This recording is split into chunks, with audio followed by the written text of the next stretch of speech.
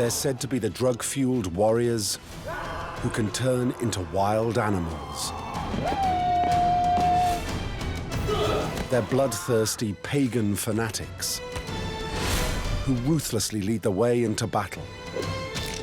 They're mad, bad, and dangerous to know. They could not be trusted to do anything but kill everything in their path. Striking terror into the heart of peace-loving Christians across medieval Europe. These are the Viking Berserkers. They had almost superhuman strength. But it's one lone berserker's last stand on an English bridge in 1066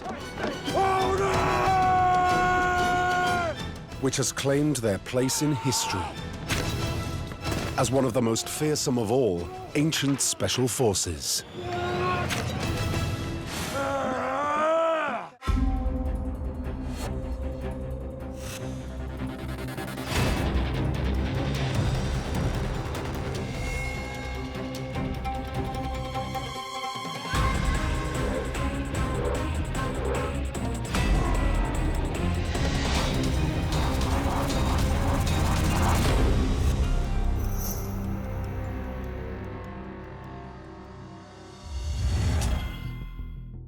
Just off England's northeastern coast, in Northumberland, lies the holy island of Lindisfarne.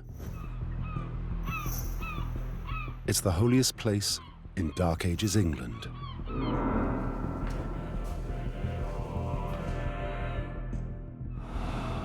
And the scene of one of the bloodiest encounters in the country's history. Home to the Lindisfarne monks, the monastery there is filled with ornate, beautiful, and valuable religious treasures. People in Anglo-Saxon England, early medieval Europe, they believed in the protection of the saints. So Lindisfarne ought to have been invulnerable.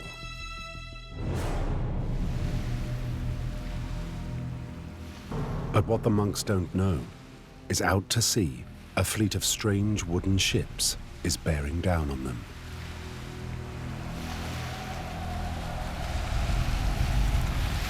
Viking longships roll up on the beach at Lindisfarne.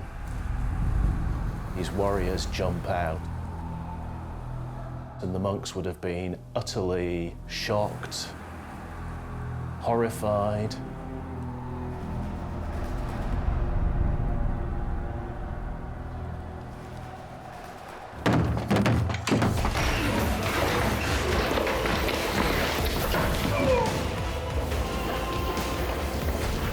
The invaders overrun the monastery.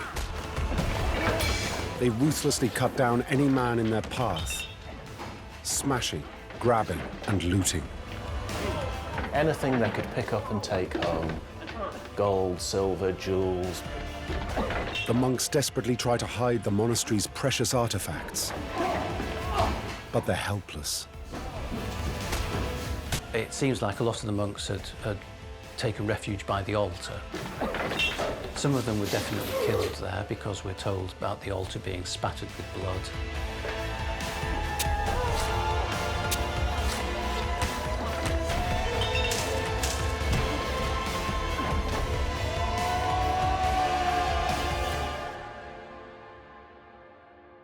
The raid on Lindisfarne is brutal and merciless. For the holy men, the arrival of these axe-wielding maniacs feels like a punishment from God. They would be utterly stunned and astounded that somebody would have the temerity to actually attack God's house. Those lucky enough to survive the bloodbath are dragged away and taken prisoner. Among them are some of England's most respected religious leaders. They'll be held for ransom. The rest are destined for slavery. What certainly happened was an unknown number of the monks were taken back to the longships and taken back to Norway, which is where this particular bunch came from. Slaves were big business. British slaves who were sold as far afield as Byzantium and Baghdad. They would have taken all the slaves that they could. The raid on Lindisfarne marks the beginning of the Viking Age. They said I smell! I had a bath only yesterday! Today, the Vikings' vicious assaults are a distant memory. Instead, the Vikings have become figures of fascination, and they're not always taken seriously. You strike me down, that little girl will cry. With crazy names like Ragnar Hairybreeks, Sven Forkbeard, Thorfinn Skullsplitter, and Eric Bloodaxe. They're perfect fodder for enthusiastic historical reenactors. But the reality is, they were intrepid explorers and fearless fighters.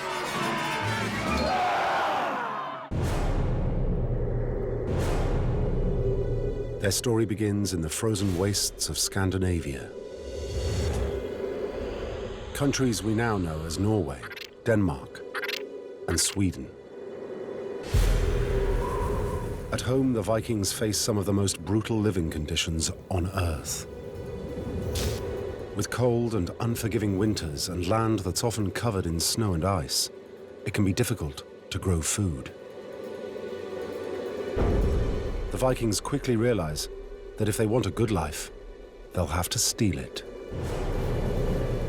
The only way they can do that is to take to the oceans.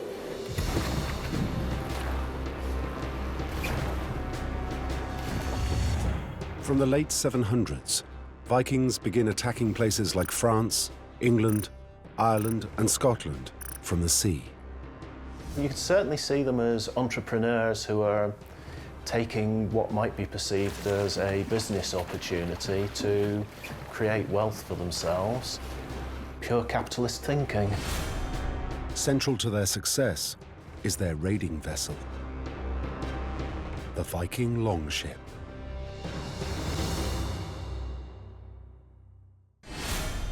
Morten Ravn is a curator at the Viking Ship Museum in Roskilde in Denmark. But you should imagine people sitting on each of these positions here, which is marked by the floor timbers.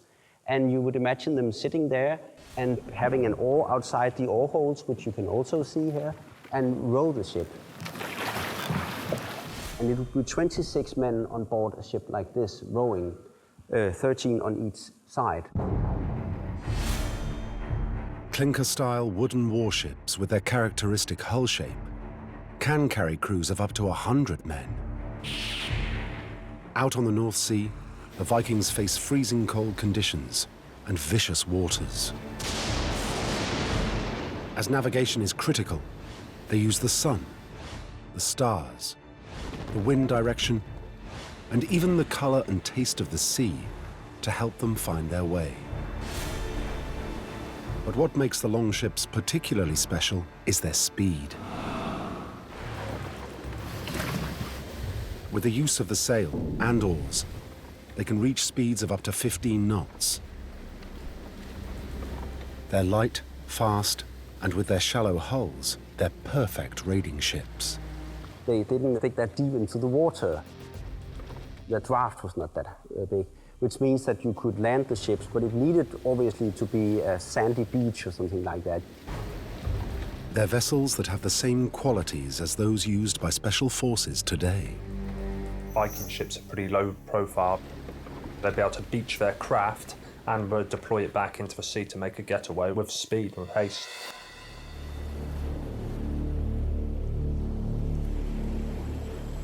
Cruising Europe's shores in their longships, the Vikings are opportunists. But they don't just attack at random. What the Vikings are looking for is defenseless targets filled with valuable treasures. Remote monasteries and small isolated villages are rich pickings.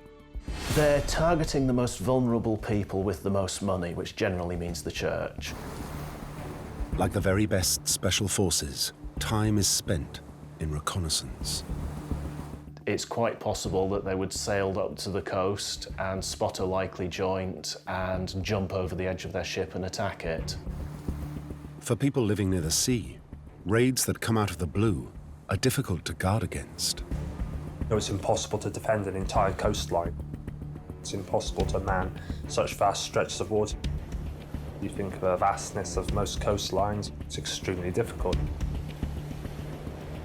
Always on the lookout for easy-to-plunder targets, the Vikings developed their own special type of lightning assault.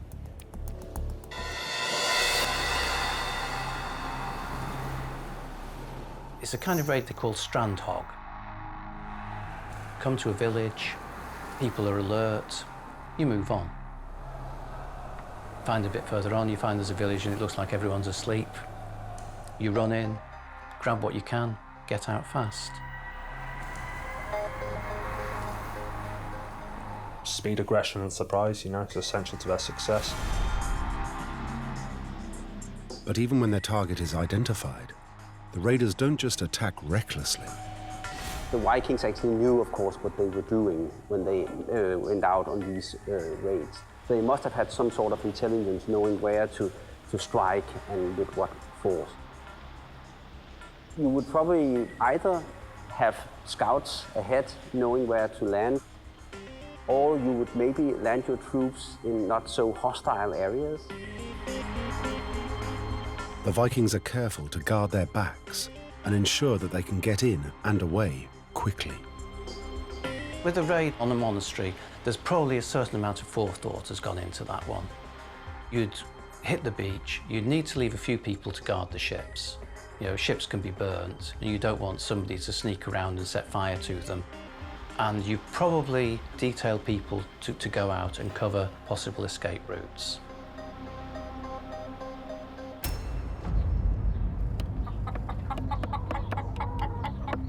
If the mission is going according to plan, victims will have no idea of what's going to happen.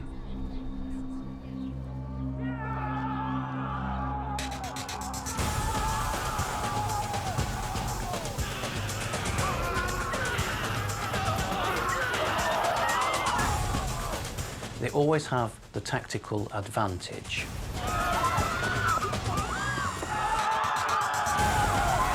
It's very, very hard to get one step ahead of the Vikings because you don't know where they're going to go.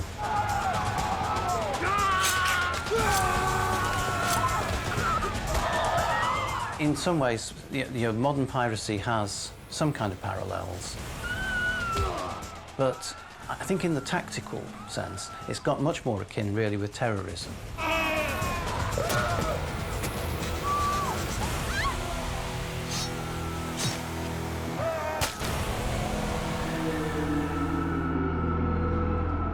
To make them all the more frightening, they have a simple but brutal array of weapons.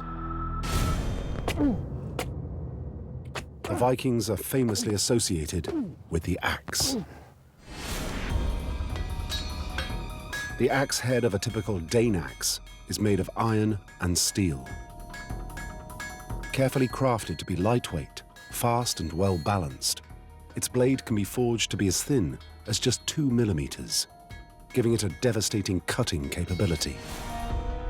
Martin Holtman is a Danish ancient weapons expert. This is a Dane's axe. It's a typical Viking weapon. You would use this with 2 hands. It's not really hard to lift at all. It's surprisingly light.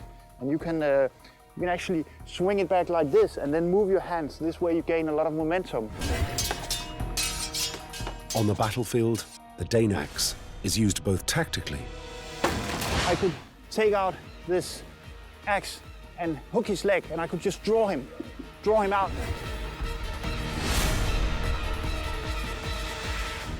And it's also used to kill.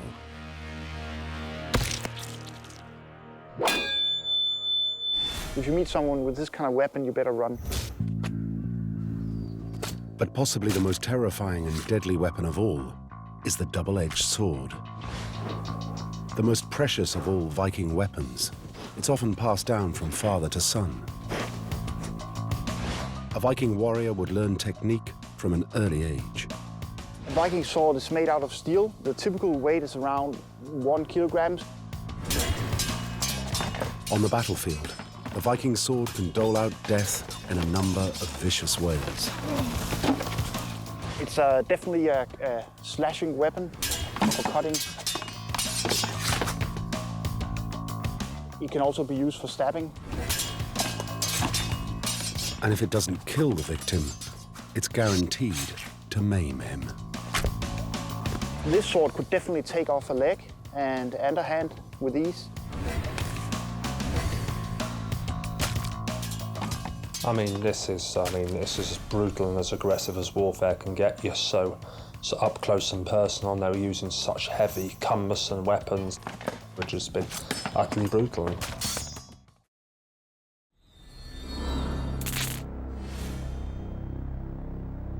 The remains of Viking victims across northern England show the damage inflicted by the Viking axe and the Viking sword.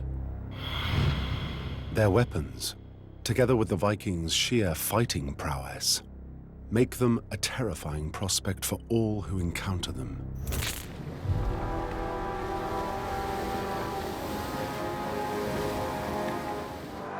From the 8th century through to the 11th century, bands of Vikings launch larger and larger attacks on more and more communities. And they don't just use brute force to seize land, gold, and slaves. The Vikings have even more sinister methods. I'm quite sure that people were murdered and tortured in order to get them to tell where they'd hidden their valuables. There probably was a lot of killing just for the sake of it, simply to create the kind of terror, to cow people, to make them obedient. It must have been a terrifying and violent experience for the victims of Viking raids. But if the Vikings are the special forces of their day, within their warrior bands, they have an even more elite team, a SEAL Team 6. They're known as the Berserkers.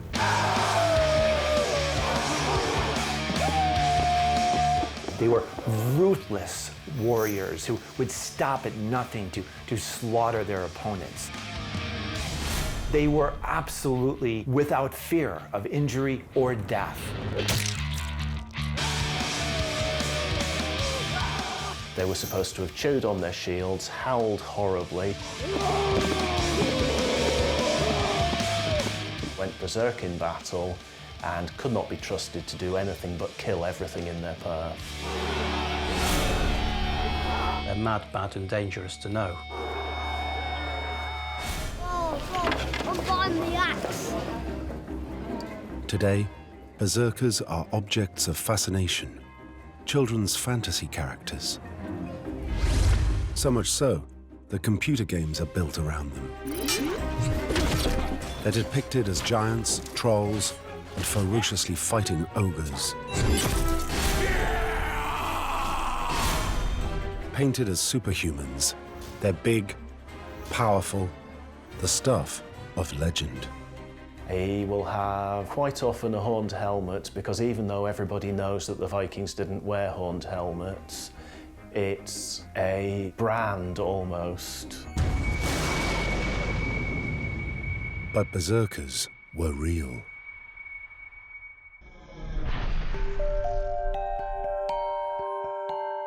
One of the strongest bits of evidence as to the existence of Berserkers are these chessmen, discovered around 1831. Found on the Scottish island of Lewis in the Outer Hebrides, they date from the 12th or 13th century and seem to portray berserkers. 4 of the rooks actually depict warriors biting on the shields, and they've actually physically got their teeth sticking over the rim of the shield. And what they really represent for us is a medieval Scandinavian idea of what a berserker was. They're also mentioned in poetry or skaldic verse, and in the sagas, the Vikings' ancient historical tales, written between the 9th and 14th centuries. When you look in saga traditions, berserkers turn up in 1s or 2s, usually if they're brothers, or maybe in numbers up to a dozen. They're not common.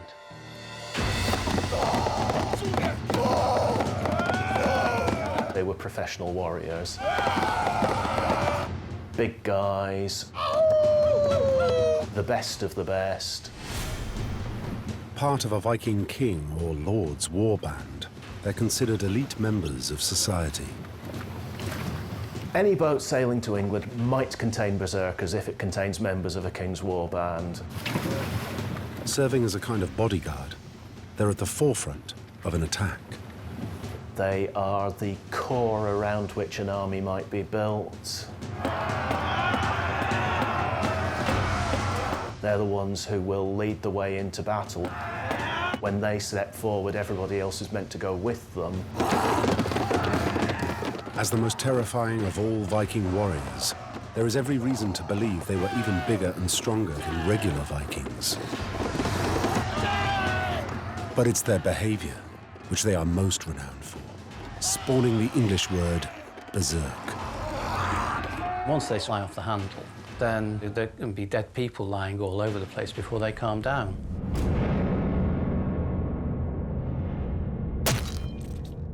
However, it's something else that really sets them apart.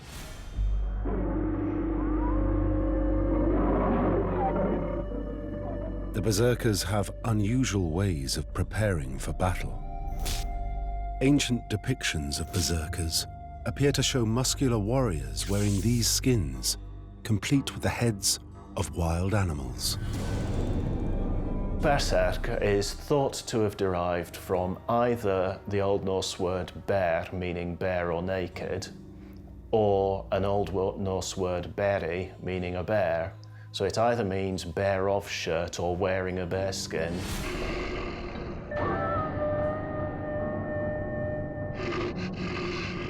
The legends say that by wearing animal skins, the berserkers take on special powers. That they can shapeshift and transform themselves into wild animals. It's a sense of getting into the spirit world, in a sense, and adopting the characteristics of the animal that you're trying to get in touch with. It is even claimed by some that berserkers are the originators of the werewolf.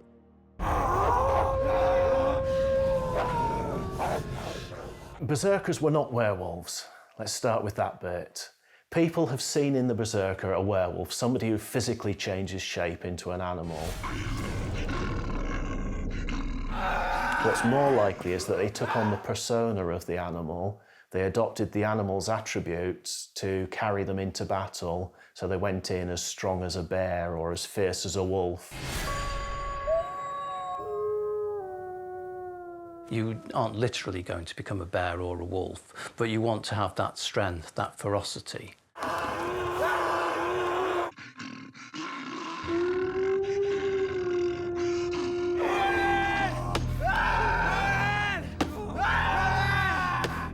By wearing animal skins and very little armor, the berserker not only lessens the division between himself and the animal he's trying to emulate, it also gives him mystical powers. They were perceived as invulnerable or able to blunt swords. They couldn't be wounded anywhere that they were wearing these coats. But the berserker has another secret weapon to help him prepare. And it may very well help him believe in his animalistic abilities. Magic mushrooms. Their proper name is Amanita muscaria. They're very common. I mean, they're widespread all over the northern hemisphere and up into the sort of subarctic. They're your classic fairy tale mushroom, the bright red with white spots. They're commonly called the fly mushroom or the fly agaric because they're reputed to kill insects. But the mushrooms also have another effect, which could help a warrior get into the right mental state for a fight. They have a psychoactive drug inside, which will give you, depending on the dosage, a trip. The idea that someone could use drugs to prepare for battle is not that far-fetched. There were cases in World War II where German forces were given amphetamines. The Nazis developed an early form of crystal meth to help their troops stay alert.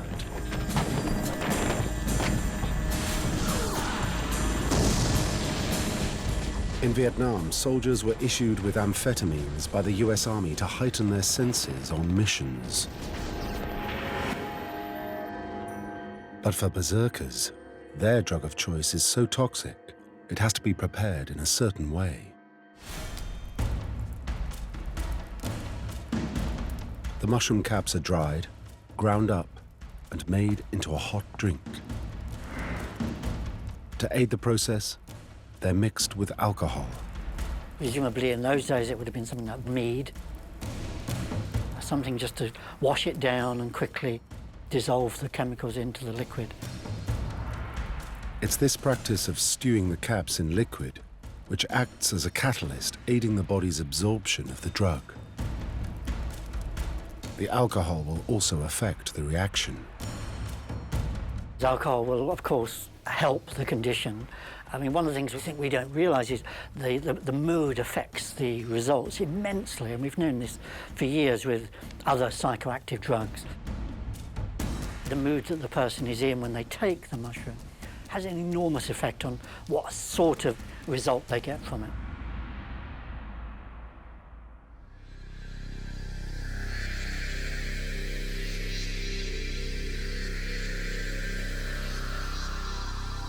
Around 30 minutes after the berserker takes his mushroom potion, it's supposed to kick in.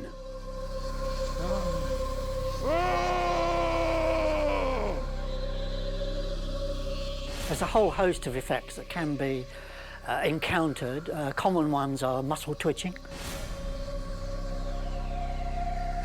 sweating, salivating, increased production of saliva. The berserker starts to literally froth at the mouth.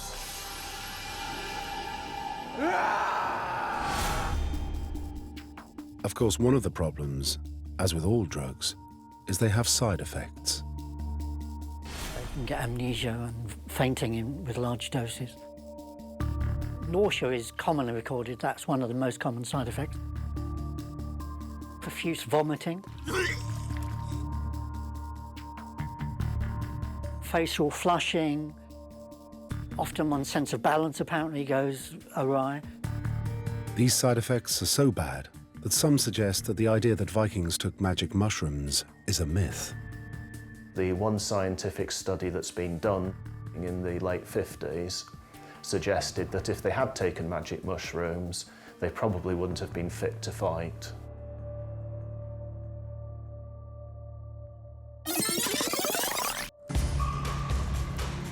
However, some experts disagree. They've been in use 2,000–3,000 years, probably something on that order. So it's very unlikely that the Vikings would not have known of the mushroom. And it seems berserkers may have found an ingenious way to avoid any nasty reactions. When the mushroom is passed through the body, it's stripped of some of its toxins. We know that drinking the urine is one of the commonest ways of diluting the unpleasant side effects and increasing the potency of the chemical. It means that only one berserker needs to experience the bad reactions brought on by the mushrooms. The other berserkers simply need to drink his urine. This appears to remove the toxic side effects, but leaves the hallucinogenic ones. I read one report where they thought one would eat it, pass urine, someone else would eat it, someone would drink their urine, and so on, up to 5 times. It may be that one ingestion of the mushroom would actually serve quite a few people afterwards.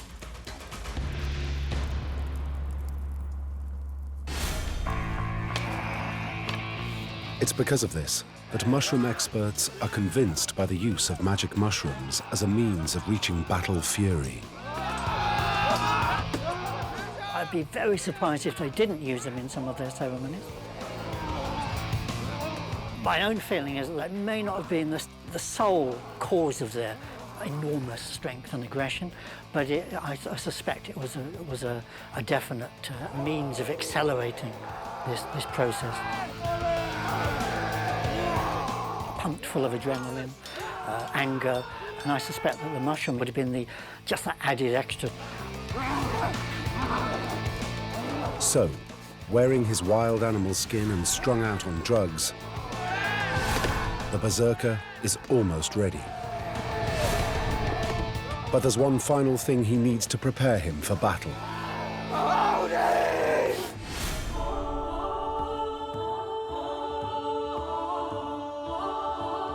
Like all Vikings, the Berserkers are religious fanatics.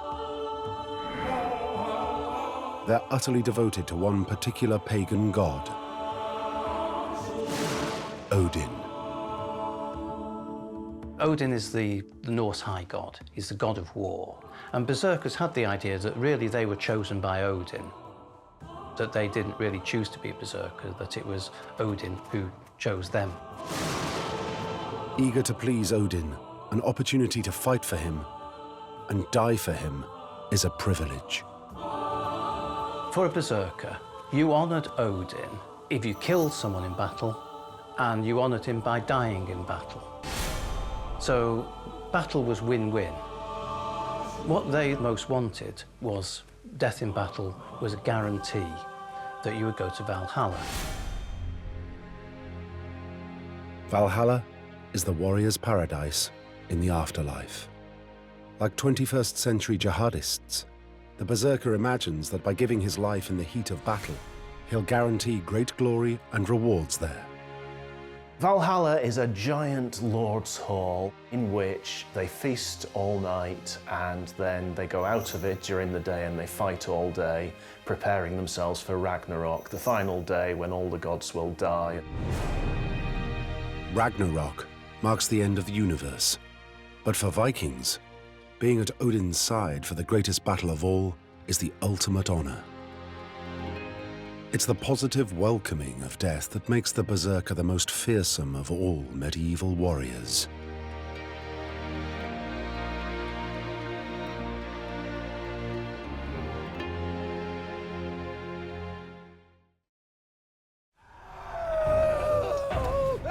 So, assisted by alcohol, with hallucinogens pumping through his body, with the characteristics of a wild animal entering his psyche, and fully prepared to die in glory, the Berserker reaches Berserkgang, the battle fury. With teeth bared, howling and growling, he faces his opposition. The howling might well have been chanting of spells behind that shield, getting themselves really stoked up. One of the best modern analogies for it might well be the All Blacks doing a haka.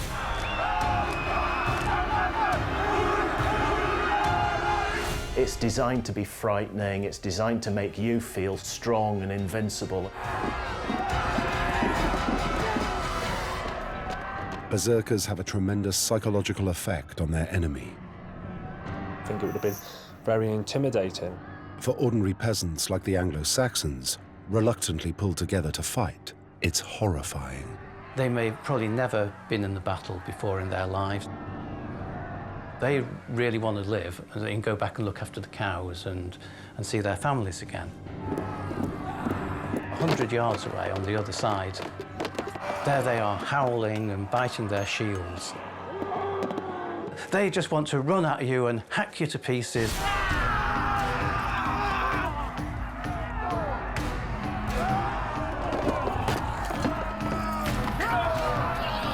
They got into this very intense and angry, worked up state where they had almost superhuman strengths. And if they were injured, they didn't feel it. They just carried on. Off their heads with this big dosage of the mushroom, they may not really know what's going on, except that they just attack anyone that's in front of them. Like a loose cannon, you just point it in the right direction and you let them get on with it. Viking raids across Europe increase, attacking small towns and villages, raping and pillaging. They raze peasant homes to the ground and slaughter entire communities.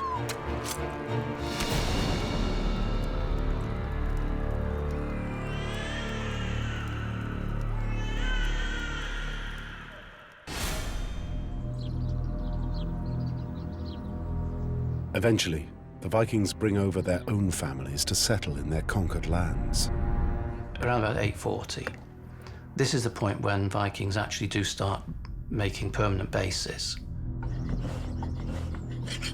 Instead of going home for the winter, you pull your ships up inside the protection of a rampart, you spend the winter there, and as soon as spring comes, you can get back to raiding nice and early. So it extends your raiding season to about 9 months of the year instead of 3 months of the year in the summer. With the Berserkers at their heart, the Vikings managed to cultivate a vast trading empire.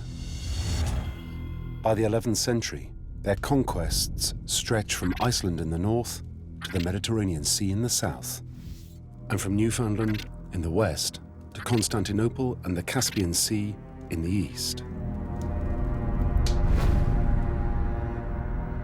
But it's one event on an autumnal English day in 1066 that will go down in history as the Berserkers' finest hour.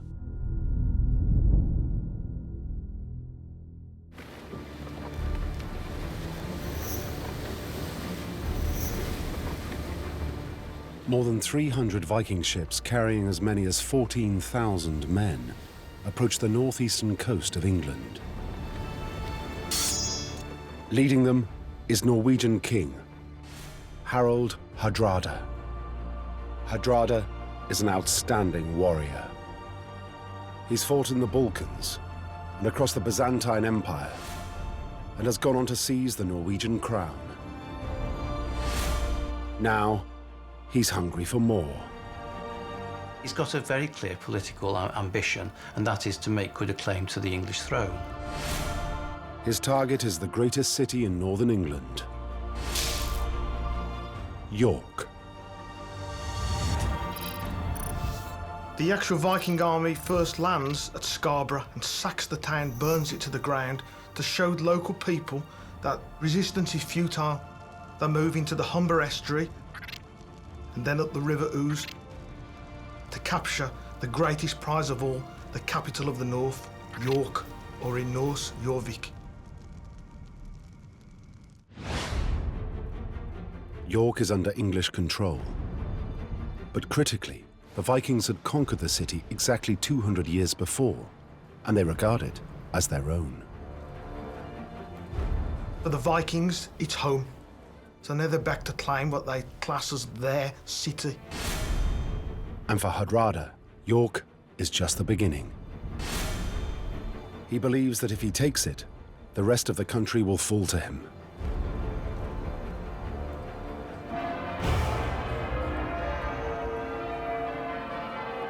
After a major victory on the outskirts of the city, York surrenders to him. Hardrada thinks the war is won, that the English crown is his. He's so confident, he's even sent a third of his army back to the Viking fleet, 12 miles upriver. But what Hardrada doesn't know is his nemesis is coming.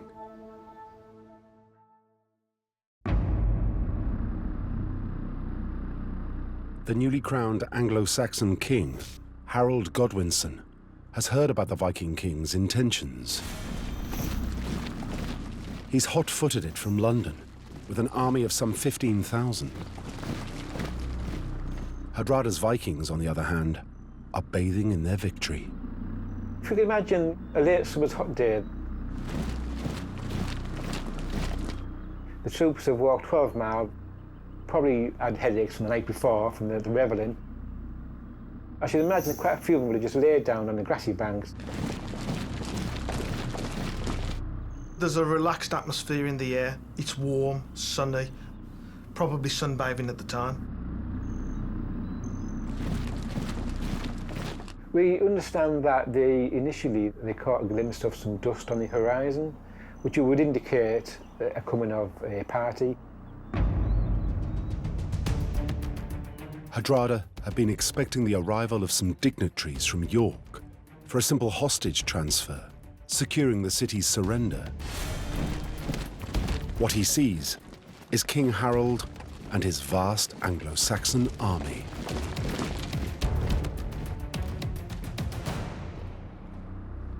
Hardrada realizes he's made a terrible mistake. He's completely dumbfounded and in shock. He didn't expect this at all. And the worst problem he faces now, he has an army outnumbered and also unarmed and under-armoured. With his troops straddling both sides of the River Derwent, Hardrada needs to regroup. The only way to do this is to get all his men over onto the eastern side of the river via the one and only crossing point. A narrow wooden bridge, so that he can form a defensive line.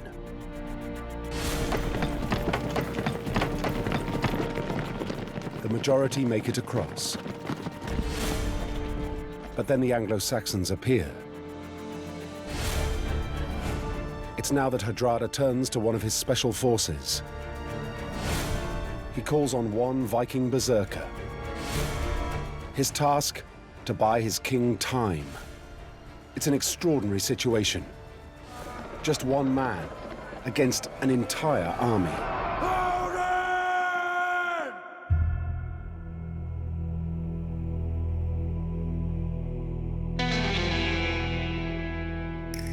First, he evokes the spirit of a wild animal. He consumes the stewed Amantia muscaria mushrooms and starts to feel the empowering effects of the hallucinogen.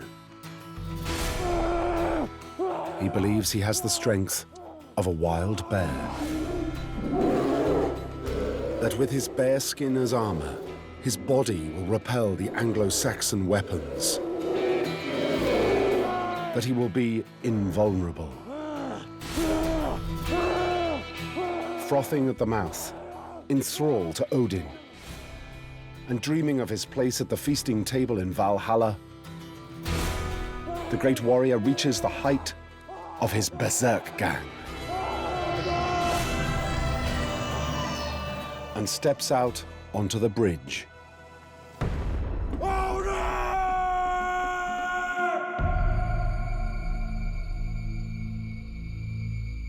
This one berserker, armed with his Danax, confronts King Harold's 15,000 men.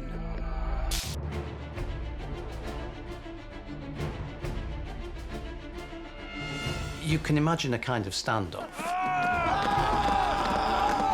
He was buying time, giving his life to buy time for the rest of the army. One by one, brave soldiers from King Harold's army take on the great Viking warrior on the bridge.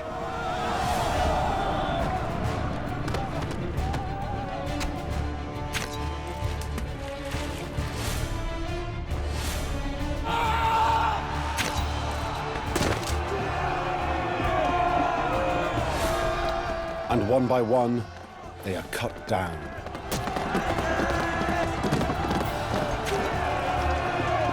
On a narrow front, probably only one or two men would have been able to attack him at a time.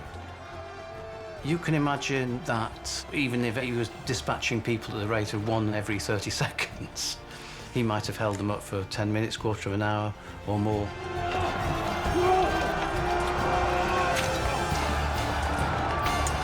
The English body count mounts up.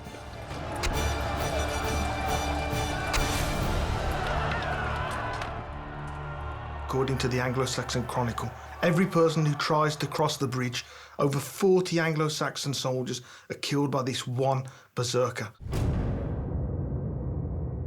But finally, he succumbs.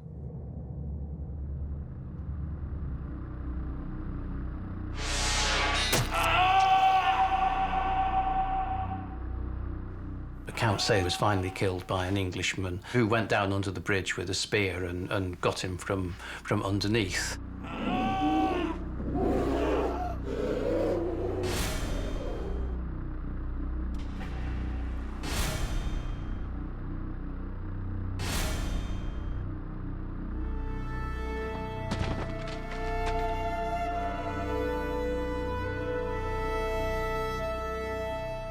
With his death, the Vikings are beaten.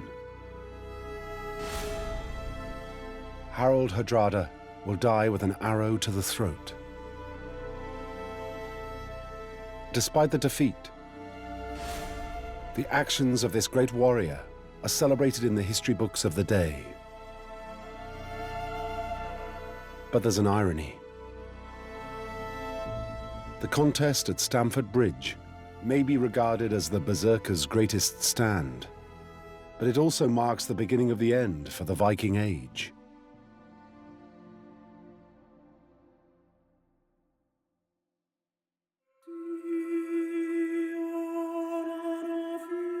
By the early 11th century, and certainly by 1066, Berserkers are becoming a dying breed. There's a more powerful force at work than that of the pagan gods. Many Vikings have converted from paganism to a more widely held belief system. The demise of the pagan berserker comes with the advent of Christianity. Christianity probably had some kind of neutralizing effect. Once you're all part of the same club, then you tend not to attack each other quite the same way. Years of Viking tradition are slowly eroded. The Scandinavians begin converting to Christianity in the 10th century. You know, Denmark's the first, Sweden is the last, but even by the end of the 11th century, Sweden is mainly Christian.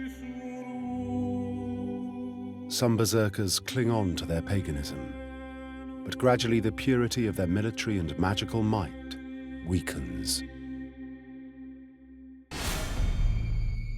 Eventually, they will disappear altogether. In the Icelandic law codes, going berserk is outlawed in the 12th century. Finally, Berserkgang and the rituals which induce it are deemed so degenerate that they're unacceptable in moderate society.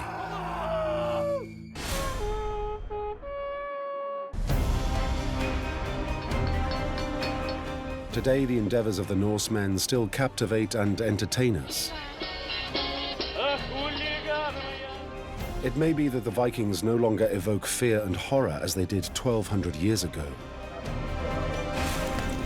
But their elite special unit, the Berserkers, do continue to enthrall us. Thanks to a 250-year reign of terror, we can't help but admire their heroism, their iconic, fantasy-like image,